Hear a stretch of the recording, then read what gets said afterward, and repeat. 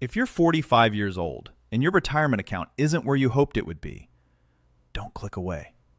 Because the biggest mistake people make is believing they need a bigger paycheck. They don't.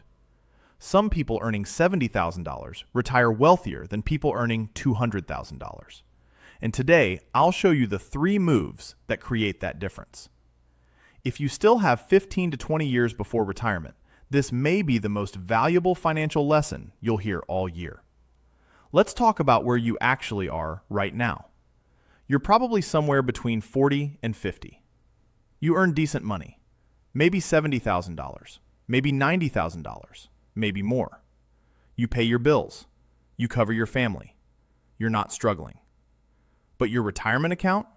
It's not where you thought it would be by now. Maybe you have $80,000 saved, maybe $120,000, maybe less. And somewhere in the back of your mind, a quiet question lives rent-free. Is it too late?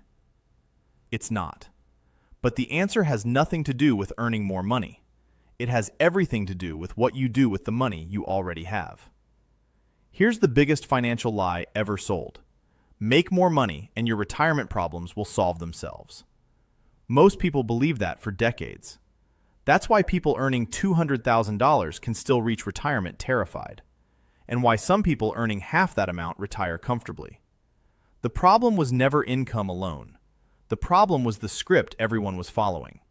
Go to school, get a job, work hard, get promotions, spend a little more each time you earn more, buy the bigger car when you get the raise, move to the nicer neighborhood when the bonus comes in. That's just what you're supposed to do, right? That script was written by people who profit when you spend.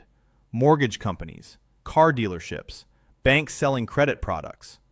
Nobody in that system benefits when you quietly build wealth, so nobody taught you how. But you can learn it right now, and you still have time to use it. Most people save whatever's left at the end of the month, which means most people save nothing, because there is never anything left. The first move is to flip that completely.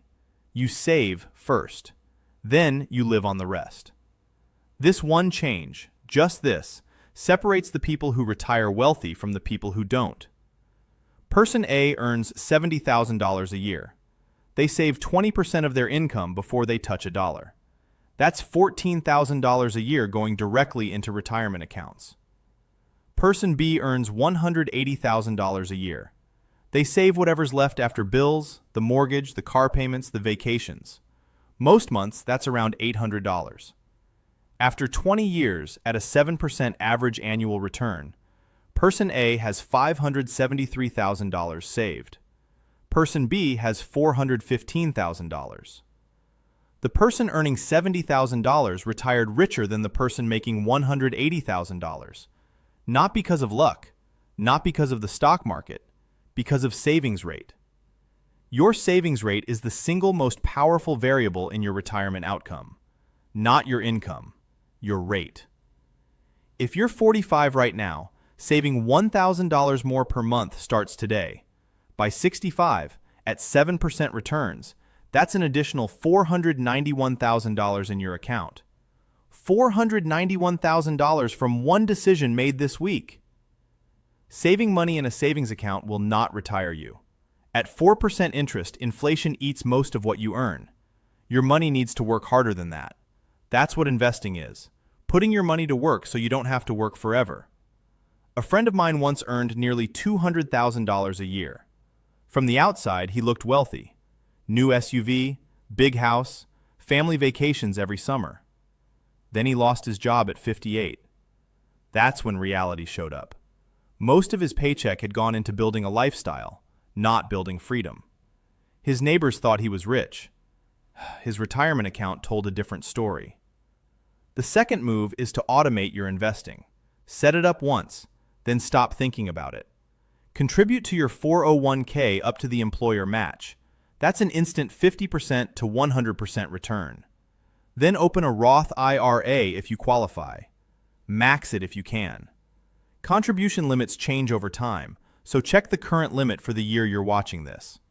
The important thing is investing consistently every month. You start at 45. You invest $500 a month into a retirement account. You never increase it. You never touch it. You just let it run. At 7% average annual growth, by age 55, you have $86,000. By age 60, you have $138,000. By age 65, you have $212,000. Now add in your existing savings, your 401k match, and Social Security. You're looking at a very different retirement than the one you've been dreading. The critical word in this move is automatically. When investing is automatic, you never decide whether to do it. You don't feel it leave. You don't miss it. It just builds. Market goes down, the money still goes in. Rough month, the money still goes in. That consistency is what builds wealth. Not timing, not picking winners, just showing up every single month for 20 years. Stop. Before we get to the third move, I need to show you something that might bother you. A person earning $75,000 a year can retire with more money than someone earning $200,000. We just walked through the first two moves. You saw the math. But here's the part that makes high earners furious. The $75,000 earner often does retire richer. In real life. Consistently. And there is one specific reason why. It's the thing that quietly destroys more retirement accounts than any market crash ever has.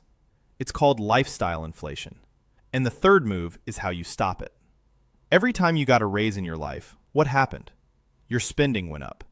Maybe not by the full amount, but it went up. New car, nicer apartment, better vacations, more subscriptions. That is lifestyle inflation. And it is completely invisible while it's happening. Here's what it looks like on paper. You earn $80,000. You spend $72,000. You save $8,000. You get a raise to $95,000. Your lifestyle adjusts. Now you spend $88,000. You save $7,000. You made $15,000 more, and you're saving less money than before. This happens to people earning $200,000 too. Bigger mortgage, private school, 2 car payments, a boat. By the time the bills are paid, they're saving $1,200 a month. Less than our $70,000 earner from earlier. The rule is simple. Every time your income goes up, your savings rate goes up first. You get a $5,000 raise, $2,500 goes to savings. $2,500 goes to your life. That's it. That's the whole move. You still get to enjoy the raise. You just don't let it disappear. If a $95,000 earner invests an extra $500 a month instead of spending it, over 20 years at 7% returns, that's $260,000 in additional wealth. $260,000. Gone. Not to bad investments, not to a market crash. Gone to a car upgrade and a few extra vacations. That's the true cost of lifestyle inflation. Not the purchases. The compound growth those dollars never got to produce. You are 45 years old today, and you have 2 paths in front of you. Path 1. You close this video. You think about it for a day or two. You mean to set something up, but life gets busy. Next year looks a lot like this year. By 55, you have $180,000 saved. It feels okay, until you do the math. At 65, with Social Security and that balance, you're pulling about $2,400 a month. That's not poverty, but it's not freedom either. It's a retirement spent watching what you spend. It's a retirement where a car breakdown is a crisis. It's saying no to the trip your grandkids invite you on. Path 2. This week, you set your 401k contribution to 15% of your paycheck. You open a Roth IRA and automate $400 a month. You commit that the next raise, all of it, goes to savings first. Just those 3 decisions. By 55, you have $340,000 saved. By 65, you have $720,000. Combined with Social Security, you're drawing $4,800 a month. You don't worry about the car breaking down. You go on the trip. You retire on your terms. The difference between those 2 futures isn't income. It's not luck. It's not finding the perfect investment. It's 3 decisions made this week, at age 45, with whatever you currently earn. 20 years from now, you'll either be grateful you started this week, or you'll wish you had.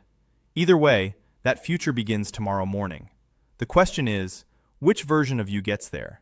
If this changed how you think about your money, stick around. There's a lot more where this came from.